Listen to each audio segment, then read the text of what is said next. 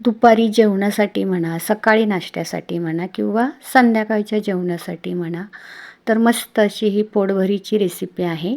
नमस्कार, श्री स्वामी समर्थ सर्वांना. मी रुपाली आपले खूप खूप स्वागत करते आपल्या घरच्या स्वादमध्ये. चला तर जाणून घ्या ही रेसिपी कोणती आहे.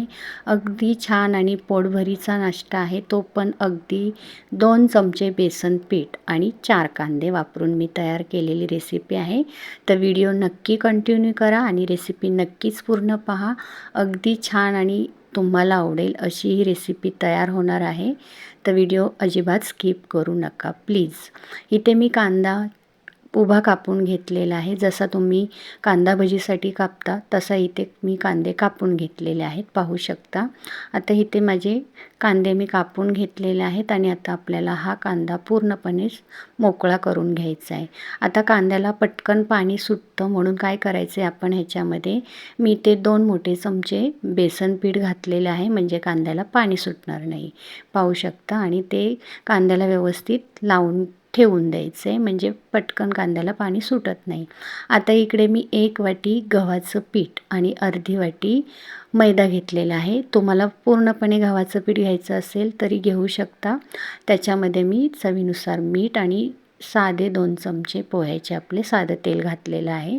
ते व्यवस्थित चोळून घ्यायचे पिठाला आणि छान असं आपल्याला पीठ भिजवून घ्यायचे.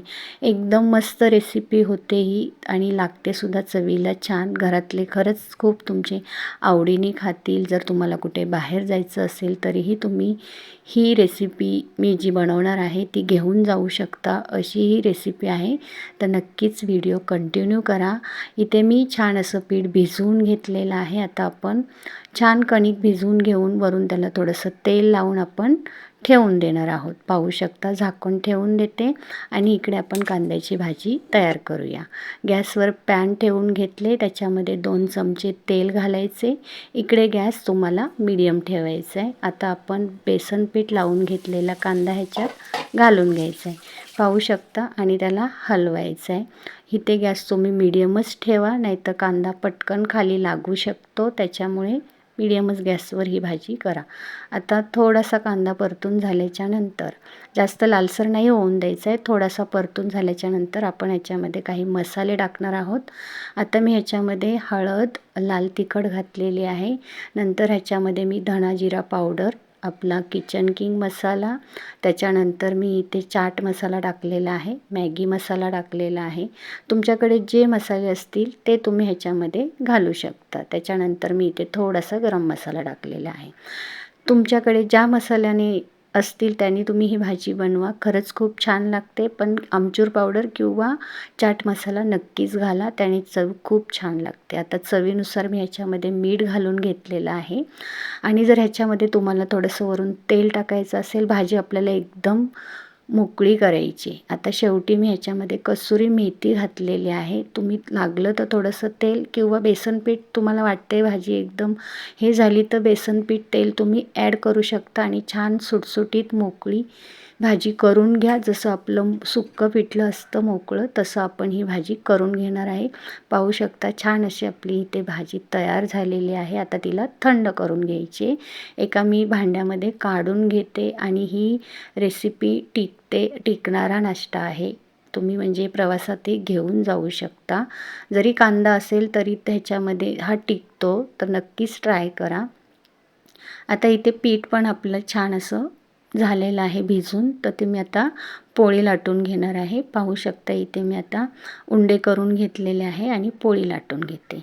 छान अशी इथे पोळी लाटून घ्यायची आपल्याला, पाहू शकता तुम्ही. तर नक्कीच तुम्ही ही नाश्त्याची रेसिपी, नाश्त्याची म्हणा किंवा जेवणाची म्हणा, तुम्हाला नक्कीच आवडेल, घरच्यांना पण आवडेल अशी ही रेसिपी आहे. पाहू शकता तर इथे मी पोळी लाटून घेतलेली आहे आणि आपण हे करून घेतलेलं सारण छान असं लावून घ्यायचं आहे. पाहू शकता छान मी लावून घेतलेलं आहे. पाणी लावून आपण जी दुसरी पोळी लाटून घेतली होती ती ह्याच्यावर घालून घ्यायची, म्हणजे व्यवस्थित चिटकवून घ्यायचे, म्हणजे सारण आपलं बाहेर निघणार नाही. तर तुम्ही हा पोटभरीचा नाश्ता म्हणा किंवा रेसिपी म्हणा, कुठे बाहेर जाणार असताल तरीही घेऊन जाऊ शकता. तर आता व्यवस्थित लाटून झाल्याच्या नंतर कटरनी किंवा सुरीने आपण ह्याचे 6 भाग करणार आहोत, छोटे आणि मोठे. मी 6 भाग का बोलले, कारण की आपल्याला इथे पुढे बघा तुम्ही मी 6 भाग कशासाठी बोलले. तर इथे आपण 6 भाग करून घेतलेले आहे. आता एकावर एक असे घालून, हो बरोबर ओळखलं तुम्ही. आता आपण ह्याचा कांद्याचा लच्छा पराठा बनवणार आहोत. तर इथे रोल करून घ्यायचा आहे, म्हणजेच ह्याचे 3 पराठे होतील, म्हणून मी तुम्हाला 6 भाग बोलले. तर पाहू शकता छान असं त्याला लच्छे सुटतात, म्हणजे पदर सुटतात मस्त असे. असेच मी दुसरेसुद्धा राहिलेले करून घेते. पाहू शकता तुम्ही, हा दुसरा झालेला आहे माझा. तसाच मी तिसराही करून घेणार आहे. तर तुम्ही नक्कीच ही रेसिपी ट्राय करा. मुलं आवडीने खातील आणि ह्याची चव अगदी बाहेर जी कचोरी मिळते त्याच्यासारखीच लागते. तर बघा आता हिला जास्त पातळ लाटू नका. थोडंसं पीठ घालून वरून मी थोडीशी कलोंजी लावलेली आहे आणि छान असं लाटून घेते. जास्त पातळ नका लाटू, मीडियम लाटा किंवा जाडसरच लाटा हा पराठा. आणि पाहू शकता किती छान दिसतो आहे आणि ह्याला पदर पण छान सुटतात बरं का, आणि लागतोसुद्धा टेस्टीला खूप छान. तर व्यवस्थित तवा गरम झाल्याच्या नंतर छान असं मीडियम गॅसवर हे पराठे आपल्याला भाजून घ्यायचे आहेत. आणि तुम्ही ह्याला तूप लावा किंवा बटर लावा किंवा तेल लावा. आता मी इथे बटर लावून छान असे हे पराठे भाजून घेतलेले आहेत. खमंग पराठे भाजले की ते लागतातही. खरंच खूप सुंदर आणि खरंच ह्याची चव आहे ना, तुम्ही जी बाहेर कचोरी खाता ना अशी लागते. तर नक्कीच ट्राय करा तुम्ही ह्या कांद्याचा पराठा. मस्त असा रेडी झालेला आहे, पाहू शकता. आणि त्याला पदरही खरंच खूप छान सुटतात बघा, मस्त पदर सुटलेले आहेत. आणि तो मस्त क्रिस्पी पण लागतो खाताना. आणि तुम्हाला मी बोलले ना, अगदी कचोरी, तुम्ही बाहेरची कचोरी खाता तशीच त्याची टेस्ट पण येते.